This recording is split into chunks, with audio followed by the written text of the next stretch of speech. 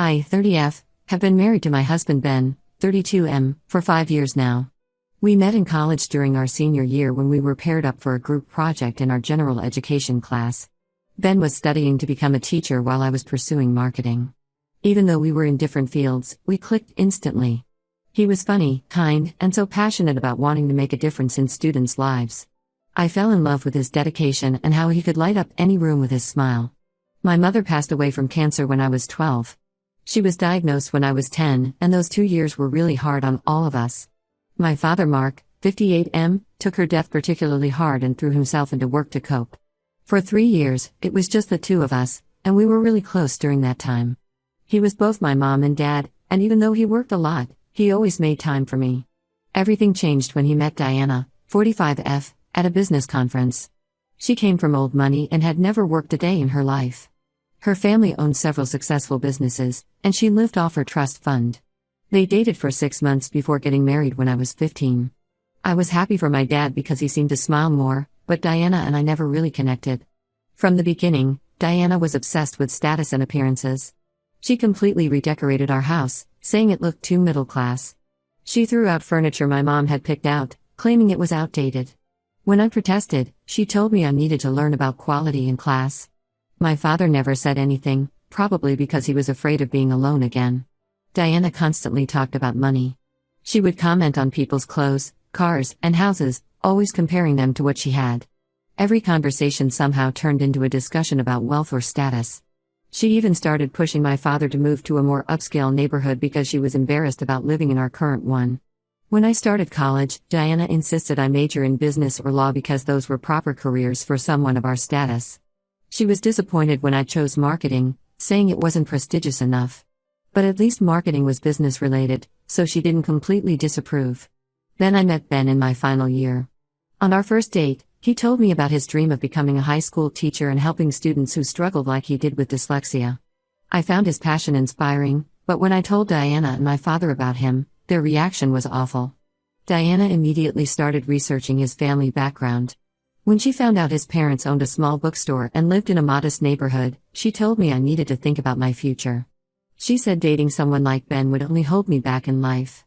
My father, who by then owned a successful construction company thanks to Diana's family's connections, agreed with her.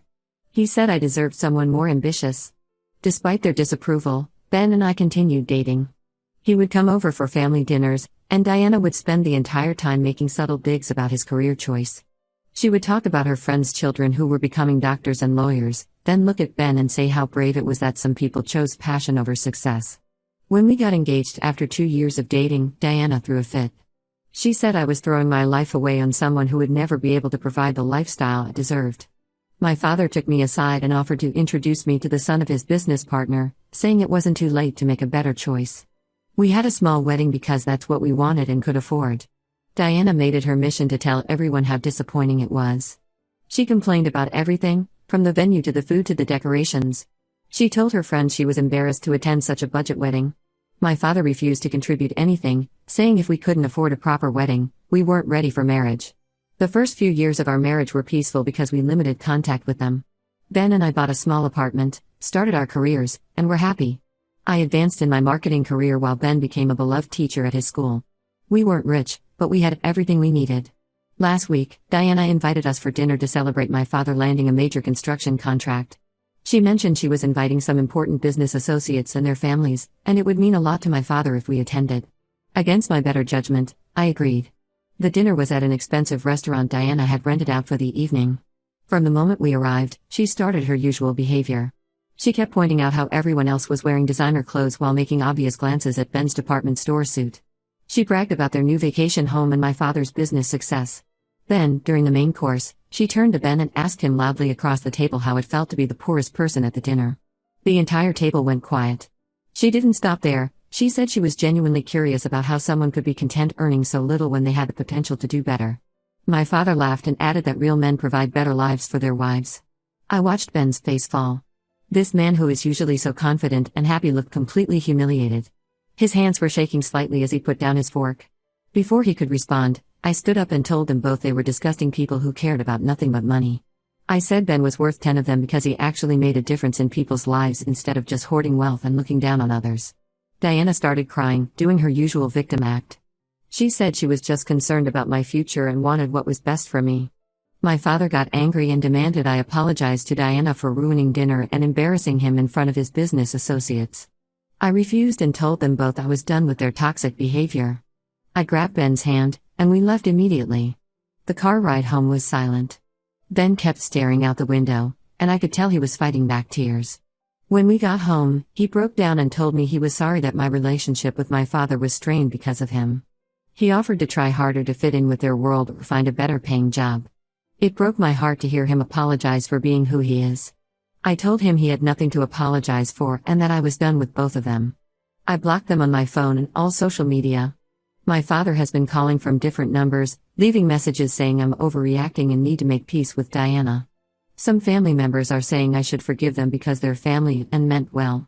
But I don't think I can ever forget how they humiliated the kindest person I know, someone who spends his days helping children learn and grow while they spend their days counting money and judging others. Ida for cutting them off?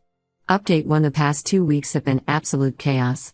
After I blocked them, I thought I would get some peace to process everything that happened, but Diana made sure that wasn't possible.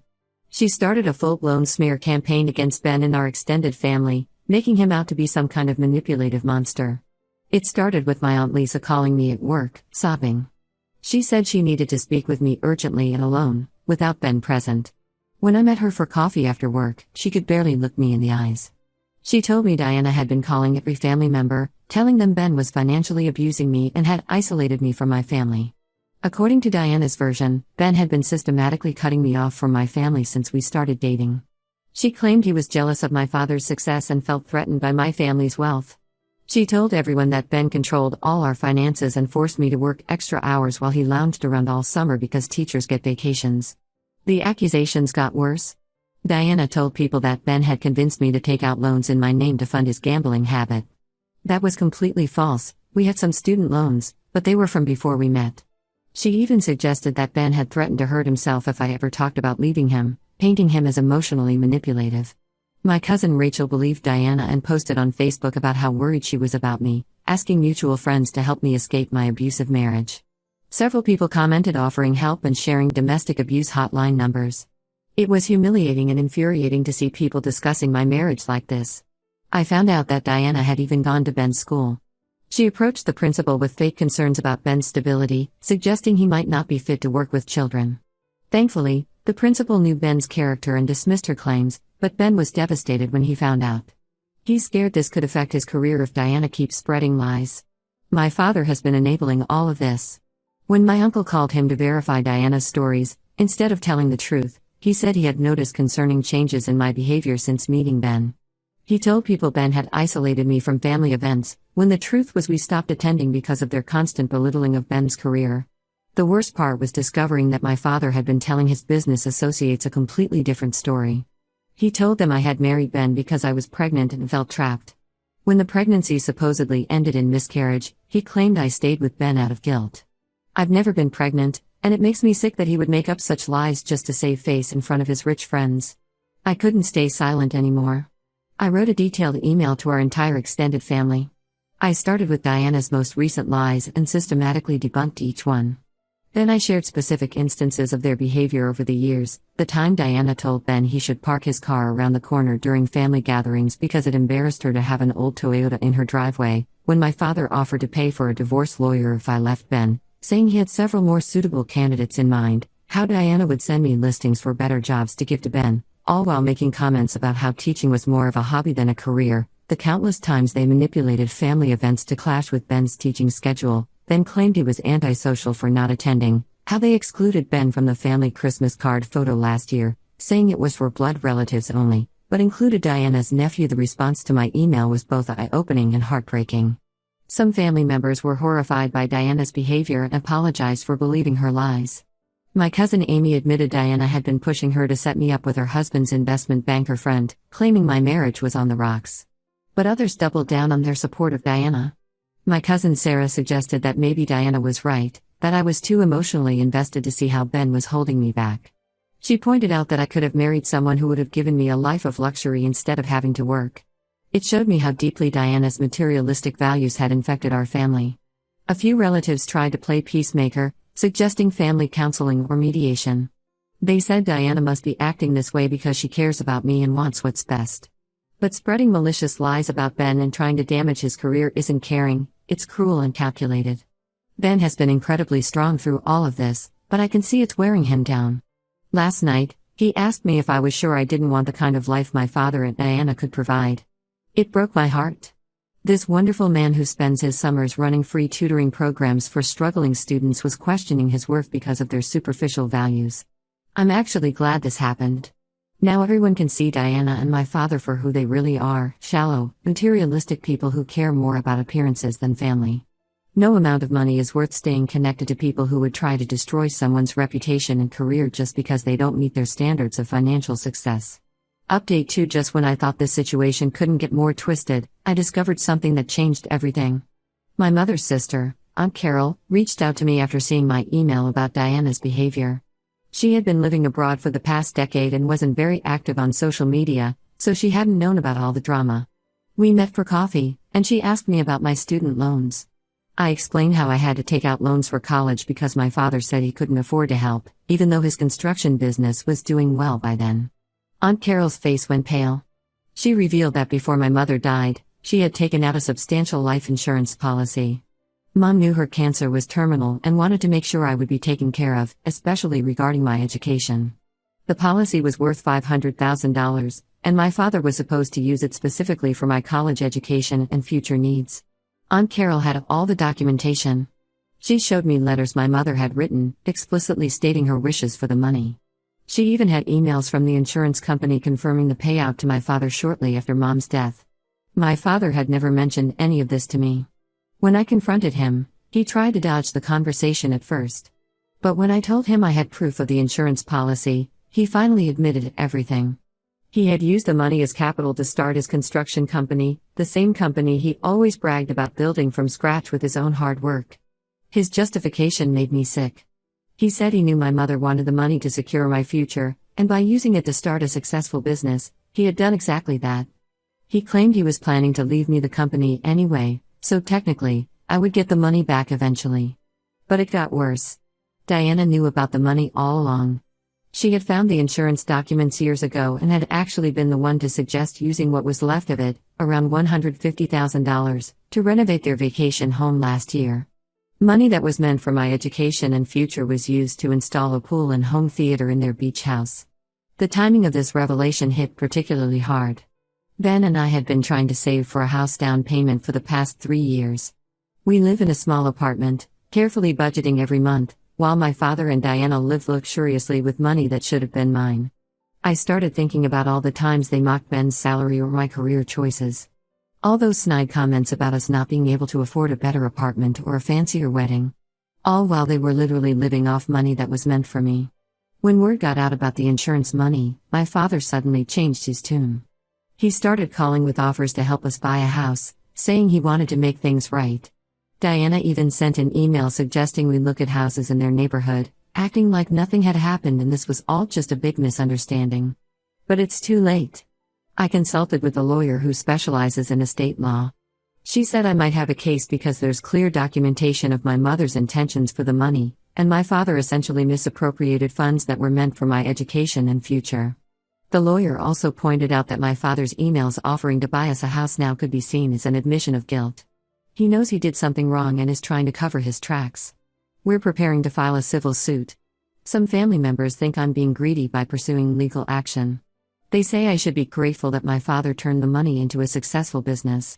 My cousin even suggested that this proves Diana was right about Ben's influence, that he's making me sue my own father for money. But this isn't about the money anymore.